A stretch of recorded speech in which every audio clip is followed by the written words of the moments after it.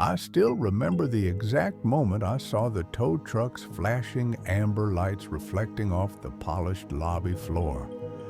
My assigned parking space, a concrete rectangle I owned, had become the center of a building-wide drama.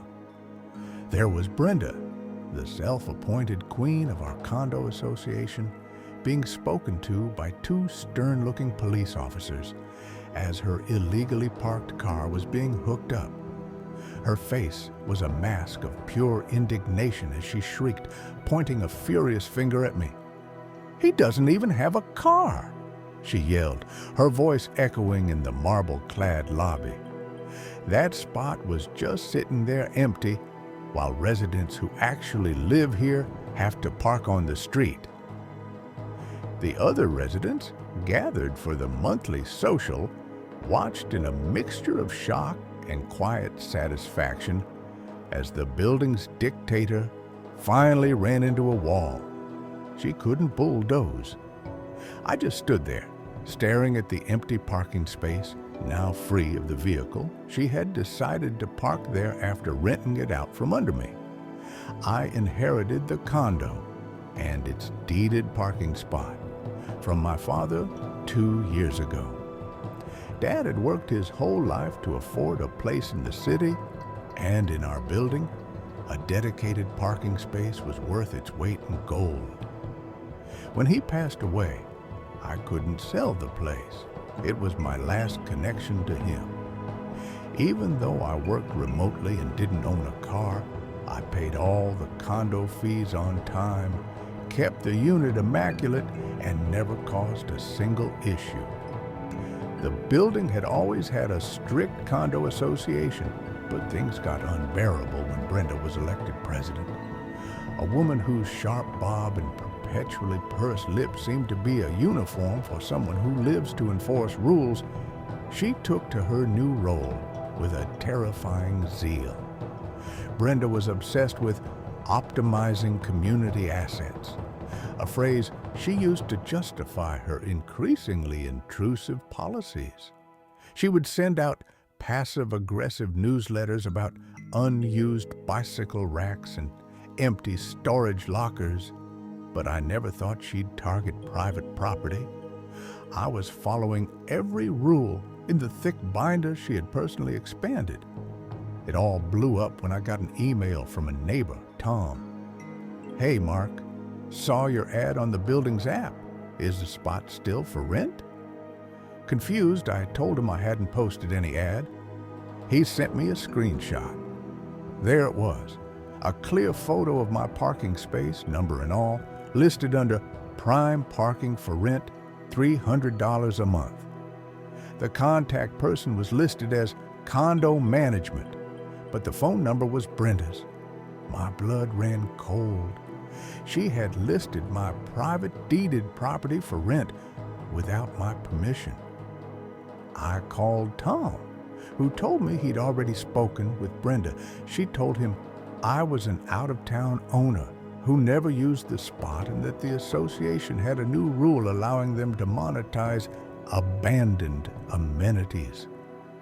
He was about to send her a deposit. Furious, I went straight to the next condo meeting, expecting a quick apology and a correction. I couldn't have been more wrong. When I stood up in the community room and presented the screenshot of Brenda's listing, I expected gasps of support. Instead, Brenda addressed me with the condescending calm of a teacher scolding a slow student. "Mark," she began, a thin smile on her face, "you're never here. You don't even own a vehicle. Our building has a clear mandate to maximize the utility of our shared space." She held up a stack of papers. "The board voted to enact a use-it-or-lose-it policy for underutilized private amenities. It's for the good of the community." "That's not a real policy," I said, my voice trembling with anger. "I've read the bylaws. You cannot rent out property that you don't own." Brenda's face hardened. "We absolutely can. This is about ensuring our resources benefit the residents who are actually here. That prime spot is wasted on you." Her voice grew louder, performing for the room. "People who have to circle the block for parking every night deserve a chance at it." When I threatened legal action, she just smirked. The board already approved it.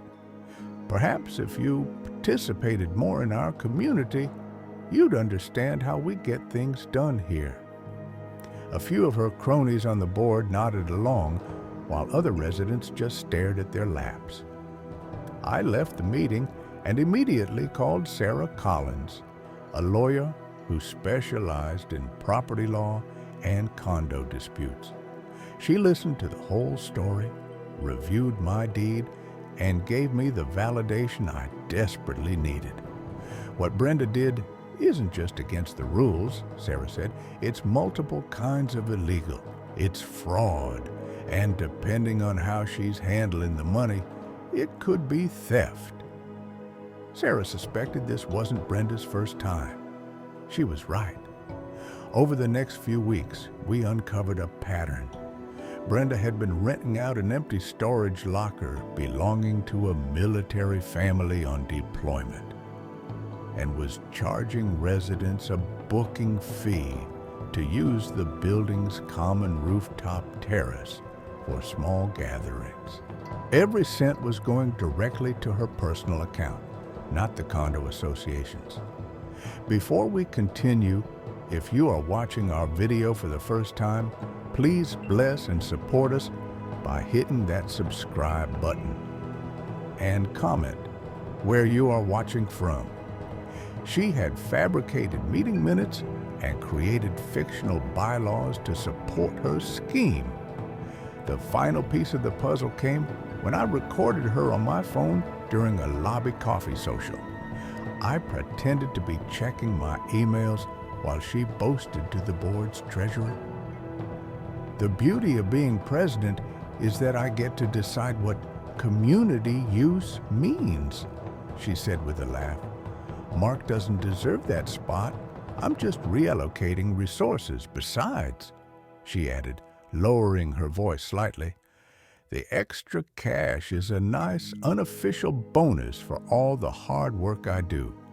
With the recording, the fake listing, and testimony from other residents she duped, we had everything we needed. We took the evidence to the police, who agreed that it was more than a simple civil dispute. They decided to act during the annual spring fling party in the lobby, Brenda's favorite event. She was in her element, wearing a sash that said "Condo President" and directing the catering staff with military precision. Two uniformed officers approached her, just as she was about to announce the raffle winner. I stood near the elevators, watching the scene unfold. An officer quietly explained that they had a warrant for her arrest on charges of fraud and theft. Brenda's expression shifted from confusion to disbelief, and then to pure rage. "This is absurd," she yelled, causing the entire party to fall silent. "I am the president of this association. I have the authority to manage community property for the good of all."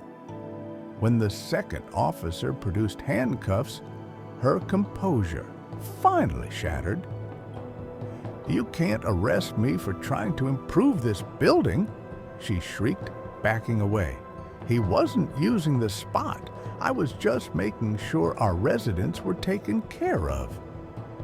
As they led her towards the front doors, Brenda continued her tirade, her voice cracking with desperation. "I did this for you," she shouted at the stunned residents, "for our property values, for our community." Not a single person moved to defend her. Just before she was escorted out, her eyes met mine across the lobby. "You will regret this," she seethed, her face twisted with hate. "When this building falls apart without my leadership, you'll all be sorry."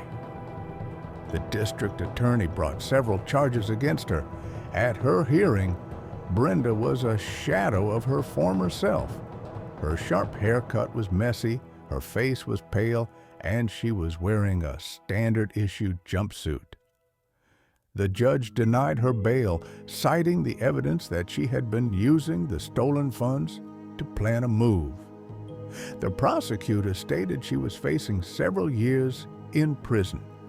As she was led out of the courtroom, she saw me sitting in the back row.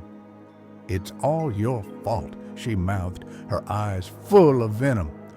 Then, as the guard nudged her forward, the reality of the handcuffs and the charges seemed to finally sink in. For the first time, I saw real fear on the face of the woman who thought being condo president made her a queen.